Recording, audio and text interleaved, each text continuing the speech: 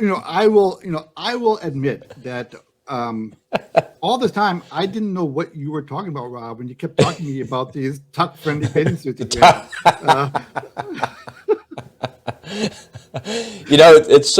It's so unbelievably strange because large FMCG retail like that is driven by sales, and how many people would want to buy something Well, like that? yeah, How many yeah, people would want to? It's like next to nobody, man. yeah, yeah. How big do they think that demographic is? Yeah, it's Uh, like so. Just put aside all the wokeness stuff for a sec and assume that people actually need those things and they want those things. The amount of and they've where those two girls were standing and that guy goes, don't film me. She was standing there. There's a counter and then there's like there's probably 5 or 6 displays there of different things. So if I just know this from working in this space and playing it in the retail space. I worked with Woolworths a little bit and did a bit of consulting back with Woolworths for a while, a couple of years ago. And if you want to get your product, and I've worked with several people over the years that have got their products into Woolworths and Coles, and the scale of those operations is just freaking enormous, man. Like there's literally a Woolworths and a Coles in every single suburb or every probably third suburb in Australia. They're just the footprint of those places is huge. And in order for you to actually get your products in those stores, you have to show that you've got a footprint and the capital behind you to be able to sustain that in the stores that they want you to actually sell their products and services. So to get the shelf space and the store space like that costs an absolute fortune, man. yeah, When you go in the supermarket and you're walking down the supermarket with your trolley there and your cart and you kind of like look and you go, oh, I'll buy that. And that thing where you go, and you reach across at your eye level, they pay for that.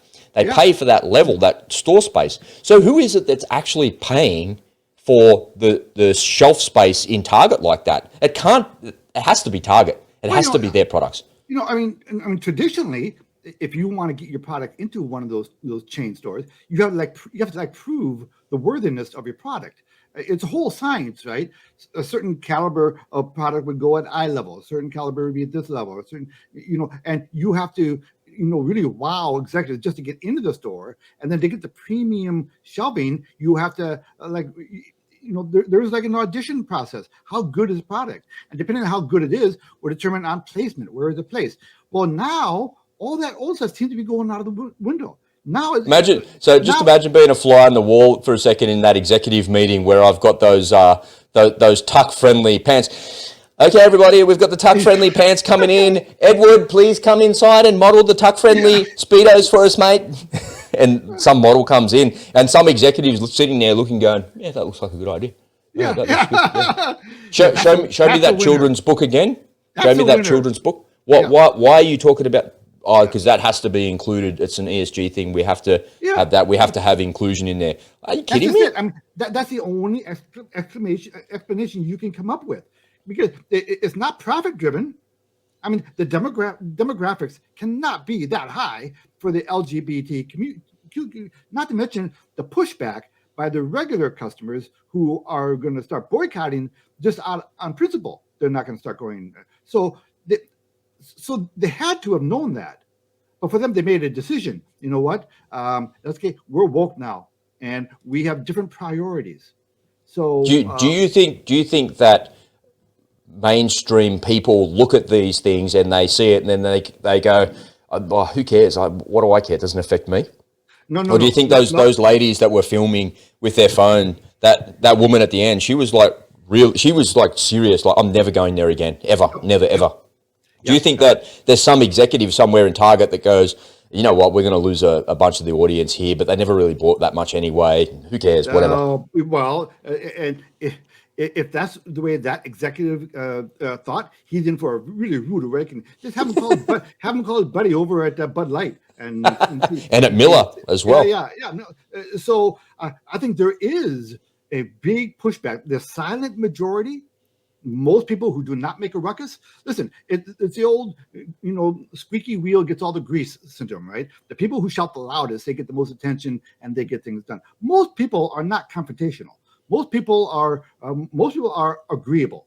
The squeaky wheels are non-agreeable people, right? They're they're constantly victims, and they want you to know that they're a victim, and they demand that you take care of them, and they raise voices loud enough until you do something just to shut them up. But most people are not that way. Most people they don't go into Target to make a I think you're 1,000% correct, and the way that I can validate what you're saying is, if you just look at what happened to Budweiser in the last couple of weeks, is that they put out literally a series of ads, just a handful of ads to do that. And the military did that as well. Remember, we did that report on the military doing it as well. And their numbers crashed. So the military numbers, whatever, it didn't really work. Go to the next thing. It's not tied back to a financial outcome. But we saw the share price of Bud just go and crash. And that's because most people that have seen that and heard about that just go, the easiest thing to do is just not buy that beer. When I go to the bottler, there's like 50 different choices. I just won't choose that one anymore. It's as simple as that. And they're the silent majority that have caused billions of dollars worth of losses. And that's what these idiot wokesters don't realize, is that the silent majority actually have all the power, because the wokesters are just a handful of people. That's such a strange thing, because, and I think you're also really correct, and you're on the money when you say that it's coming from an ESG score, and it's coming from head office of Target. It's not coming from low-level management. It's coming from senior level management to try and be as divisive as possible while being as inclusive as possible. And whatever the cost is, the cost is. So I see that, and even though none of what you're talking about is here in Australia, and I haven't seen any of that, but to me, that's a complete and total boycott for me as well. There's absolutely no way I would ever go in there and buy out of there anyway. But here in Australia, Target went and crashed and burned. So I don't know if it's... Do you guys have Target? We do, but I don't know if it's the same thing. I'd have to look into that. We have a Kmart, which is like your version of a Walmart, and that was always better. Anyway, Target was always a bit more of an upmarket version of a Kmart, or they tried to be, or something like that. But when I see that now, I just think here in Australia, just out of principle, because your name is associated with it. See you later. Yeah, I mean, you have to wonder at what point are all these corporations going to start ditching their wokeness? At what point? I mean, is there an out point? Maybe they don't care about profits anymore, as long as they get that. As long as they're invited to the right cocktail parties in Davos, Switzerland, maybe they don't care about all the rest of them. Who knows? Look, communism didn't work, but it's what it is. It's a class.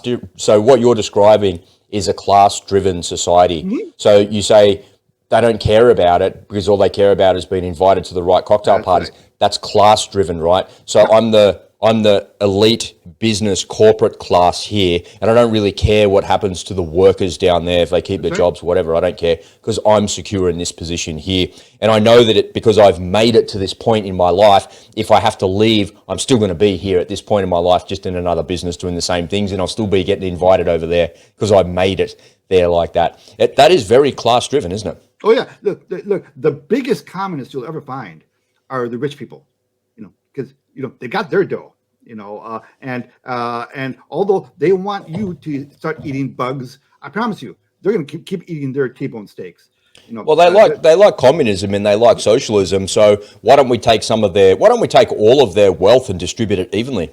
Because the minute you say that, they're like, "Oh, is that what communism is?" Yeah, that's exactly what it is. Yeah, they won't like it. One of my favorite arguments was, because you can point to them, socialism and communism has never worked anywhere in history. And the argument it's never been tried properly. Yeah, that's exactly right. Oh, they didn't do it right, but we're going to do it. We're going to do it the right time this time around. Have you read the book, The Gulag Archipelago? No, but it's on my list because you keep talking about it. Yeah, you get the audio book in your ears, but just be careful at the time of the day that you listen to it, because it'll drag you all the way down. So, ladies and gentlemen, if you don't know what the Gulag Archipelago is, it's unspoken truth about communism and socialism. So it's written it is the single most important book of the 20th century. There's a lot of books that were written in the last century. That's the most important one. So if you've never read that, or you've never heard of that before, I encourage you to actually have a look at it. So it was written by a guy named Alexander Solzhenitsyn, if I'm saying that right. Sorry if I'm butchering that. No, but right. he was a Russian soldier on the front, and right at the end of the war, he was picked up by the secret police and thrown in the Gulag for corresponding with one of his mates back home. And he was corresponding about things that they didn't like, even though he didn't really do anything and he didn't really know what was going on. And he was locked up for a decade or so. But in the time that he was locked up, he's one of the most incredible writers that you've ever read or seen ever. He's just amazing. And when you look beyond the book, The Gulag Archipelago, because he came to America and toured America, and you read his speeches are unbelievable as well. I spent a lot of time reviewing that and looking at that, because when I discovered it, I realized how important it was, because what he did was highlighted the unspoken truth of communism. He showed you exactly how communism works. He shows you how a socialist system works, how that Animal Farm, George Orwell, 1984 style thing is actually real in communism, and it is the most abhorrent, horrible, awful thing that you could possibly imagine. You wouldn't imagine in your wildest dreams that communism would have been like that. You just couldn't have seen it. You just didn't know.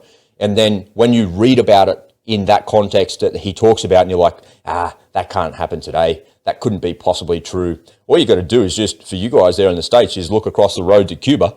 All we have to do is look across the road here to the CCP, to Vietnam, and to North Korea, and we can see it all, right? And we can see it unfolding in front of our eyes, where there's still currently gulags. There's concentration camps in China. There's gulags in the middle of North Korea. The entire population is starving. The entire population has been put to work for the purpose of some living deity in North Korea. It doesn't work. Communism doesn't work. And what you're describing in this video, this go woke, go broke again thing, it teeters on the verge of technocracy coupled with socialism, coupled with communism. It's just horrendous, man. It's a horrendous place to be going in society. It just really emphasized the importance that freedom and democracy has to be taught to every generation. And we have now for decades, for generations, not been teaching the values of democracy and freedom to our children. And that leaves a vacuum. Say what you want about these socialists, they have a really good marketing campaign. They're slick, man. Everything's free. Everything's free. People love that. That's a pretty enticing sales pitch. Everything's free. No consequences. The freedom-loving people out there have not done a good job teaching their children the evils of socialism and the nobility of capitalism and of freedom. Because socialism, it's easy. Everything's free. But then right behind it is all the carnage and all the horror that never gets talked about. However, we freedom-loving people, we have to freaking work for a living. That's a harder sell. You want to be financially independent, you got to make it happen. You can't rely on the government. It's on you. People don't like to have it on them.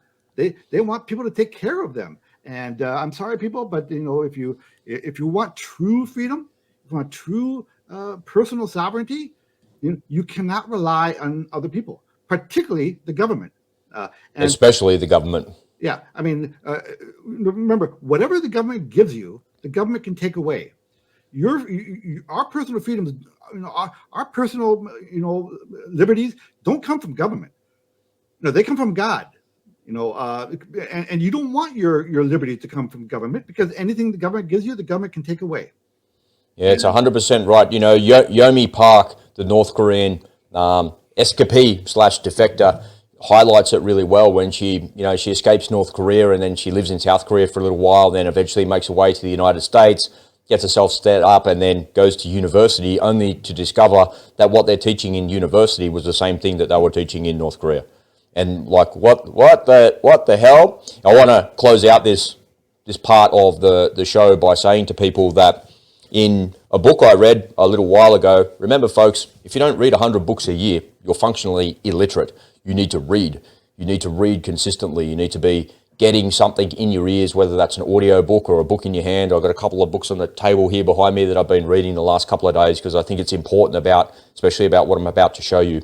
And in Rebecca Koffler's book called Putin's Playbook, one of the things she talks about is her upbringing. So she was brought up in Russia under communism, right? She grew up under that regime.